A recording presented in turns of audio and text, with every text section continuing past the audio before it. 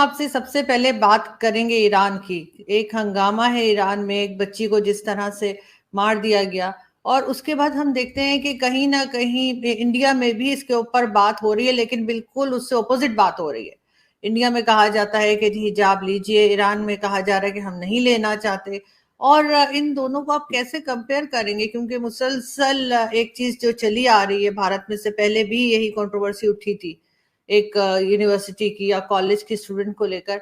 अब इस दफा आप कैसे देख रहे हैं कि सब कुछ क्या हो रहा है?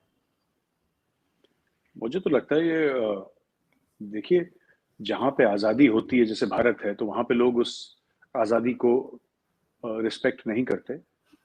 वो कोई भी धर्म का आदमी हो, मैं सिर्फ मुसलमानों की बात नहीं कर रहा, कोई भी हो, जो मुफ्त में मिली चीज़ होती है ना, हमारे लिए तो मुफ्त की है। वो तो हमारे बाप दादा थे जिन्होंने खून बहाया, जान दी, हमें तो मुफ्त में मिली है।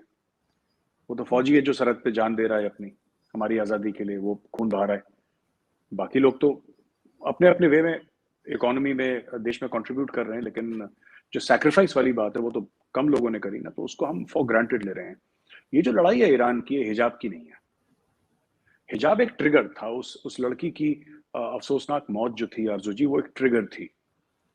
But this entire scenario, which is almost like a civil war in Iran, has very little to do with hijab.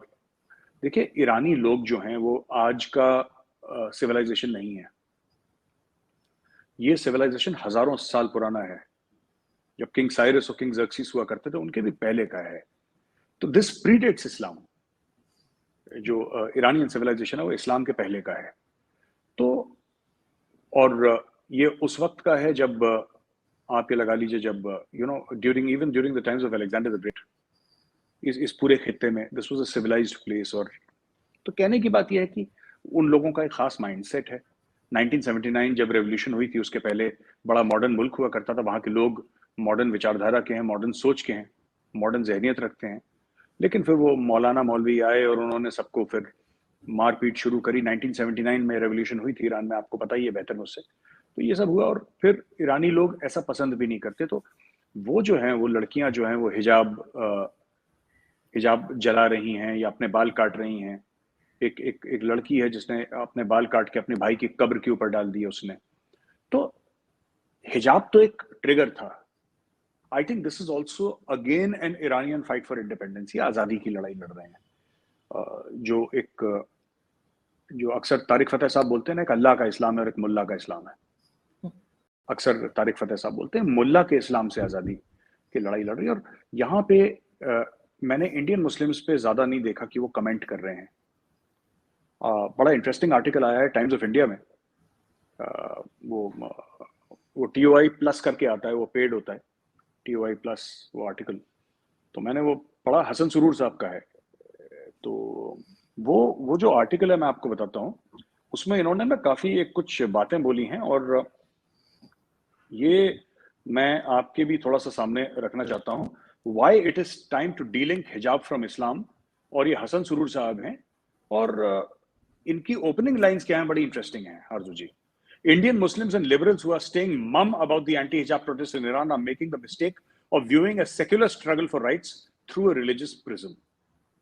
एक जो सेक्युलर स्ट्रगल है ईरान में, अपनी इज्जत का, अपनी आबरू का, अपनी आजादी का, उसको एक रिलीजियस प्रिज्म से देख रहे हैं। तो यहाँ पे कई ऐसे लोग हैं, ये हसन सुरूर साहब का आर्टिकल ये कहता है कि यहाँ पे भारत में कई मुसलमान हैं जो कहते हैं कि नहीं, वो ईरान की जो औरतें कर रही हैं गलत है, और औरत को हिजाब में ही रहना चाहिए, क्योंकि यहाँ पे भी मौलवी मौलाना रिलीजियस लीडर्स यही स्टोरी सुनाते रहते हैं उनको। तो ये चल रहा है यहाँ पे, which is very sad, because I think और इंडिया में भी जो लोग कह रहे हैं ना कि आपने हिजाब मना कर, हिजाब किसी को मना नहीं करा अर्जु जी। भारत क्यों किसी को मना करेगा? हम कह रहे हैं स्कूल में मत पहनो, हम कह रहे हैं जो यूनिवर्सिटी है वहां पे मत पहनो। आपको घर में पहनना है, आपको शॉपिंग मॉल में पहनना है, आपको दफ्तर में पहनना है, आपको कहीं पर पहनना है पहनिए, आपका मामला, आपका पर्सनल मामला है। बट एक यूनिफॉर्म होती है ना, कल कोई कुछ पहनेगा, कल कोई कुछ पहनेगा। तो फिर पूरा मकसद क्या है किसी का भी स्कूल आने का या यूनिवर्सिटी जाने का, कि सब बच्चे बराबर हैं? या बराबरी का जो इक्वालिटी का मकसद है, ये डिफीट होता है, वरना क्या है? और फिर से वो बात कहूंगा जो मैंने आपको शायद एक बार पहले भी बताई थी आप ही की शो में, कि ओवैसी साहब जैसे जो लीडर्स हैं इंडिया में, वो आरजू जी कभी ये मुसलमान बच्चों से ये नहीं पूछते कि बेटा आपके नंबर कितने आए। आपको कोई कोचिंग क्लासेस के लिए आपको मदद चाहिए? आपकी मेडिकल की जो तैयारी चल रही है वो कैसी चल रही है? इंजीनियरिंग की तैयारी कैसी चल रही है बेटा? आप वकील बनना चाह रहे थे, आपकी तैयारी कभी ओवैसी साहब नहीं गए, कभी ये सब बातें नहीं करी। बेटा आप नमाज पढ़ पा रहे हो स्कूल में? बेटा आप हिजाब पहन के जा रहे हो कि नहीं जा रहे? मैं आपके हक के लिए लड़ूंगा। बच्चे का हक जो है वो इल्म का है, बच्चे का जो हक है वो इल्म का है। और कुरान शरीफ में जो पहला लफ्ज लिखा है वो इकरा है, रीड। बिल्कुल। और मुसलमान पे फर्ज है कि वो पढ़े। मुसलमान पे ये फर्ज नहीं है कि वो हिजाब पहने, मुसलमान पे फर्ज है कि वो पढ़े। और जो कुरान शरीफ का जो पहला लफ्ज है इकरा, उसके खिलाफ ये मुसलमान लीडर जा रहे हैं। ईरानियन मुसलमान है, उनको ये बात समझ में आ गई बहुत पहले। हमारे यहाँ पे जो मुस्लिम लीडर्स हैं, मैं आम मुसलमानों की बात नहीं कर रहा, मुस्लिम लीडर्स, मौलाना मौलवियों की बात कर रहा हूँ, उनको कब कुरान शरीफ समझ में आएगी? जब आएगी तब आएगी। ये तो आपने ये भी शायद न्यूज देखी होगी कि ईरानियन प्रेसिडेंट से कोई इंटरव्यू लेना चाह रही थी। मुझे याद नहीं कि किस मीडिया से, CNN की थी या BBC की थी, तो उन्होंने कहा जी हेड कवर करके आए, तो उन्होंने मना कर दिया था कि नहीं जी मैं इस तरह से नहीं आऊंगी। तो वो तो वहां पे अभी तक एक चल रहा है माइंडसेट। और अच्छी बात ये है कि वो लोग निकल रहे हैं और उसके ऊपर बात कर रहे हैं, लेकिन मुझे हैरत है इंडियन मुस्लिम्स के ऊपर कि वो एक बिल्कुल ही उलट बात कर रहे हैं। यानी दोनों ही मुस्लिम्स हैं और एक दूसरे से अलग बात कर रहे हैं। वो कह रहे नहीं पहनना है, ये कह रहे हैं कि नहीं जी इस्लाम कहता है, जबकि मेरा नहीं ख्याल कि अच्छी बात है पाकिस्तान में ऐसा कुछ नहीं है। जिन्होंने पहनना है पहने, नहीं पहना कुछ ऐसा जो है वो प्रॉब्लम कम से कम होना चाहिए था, क्योंकि हर प्रॉब्लम हमारे यहाँ होती है, लेकिन ये प्रॉब्लम थैंक गॉड के नहीं है। आरजू जी ऐसा है ना कि यहाँ पे मुसलमानों को जो उनके लीडर हैं, जो मौलवी मौलाना हैं, उन्होंने कभी भी मुसलमानों की तरक्की के बारे में बात नहीं करी। कभी ये नहीं बोला कि पढ़ाई क्या है, नौकरियों के बारे में, ये कभी मुद्दा रेज नहीं करा। उनका सिर्फ ये था कि हज हज चले जाओ, 50% डिस्काउंट दे देगी सरकार, और वक्फ बोर्ड ने इतनी जमीन और घेर ली है। वो यही है इनके इनके दो तीन मसले हैं, पैसे का, जमीन का, और डायरेक्टली इस्लाम की जो रसूमात हैं उनका। इस्लाम की रूह से इनका कोई लेना देना है नहीं। यहाँ के जो मौलवी मौलाना ज्यादातर है, सबकी बात नहीं कर रहा, इनकी इस्लाम की जो रूह है उससे कोई लेना देना नहीं है। और पाकिस्तान में भी यही है कि इस्लाम की रूह से कोई लेना देना नहीं है, और लोग अपने हिसाब से इस्लाम का चूरन खिलाते हैं सबको। तो भारत में भी यही चीज है।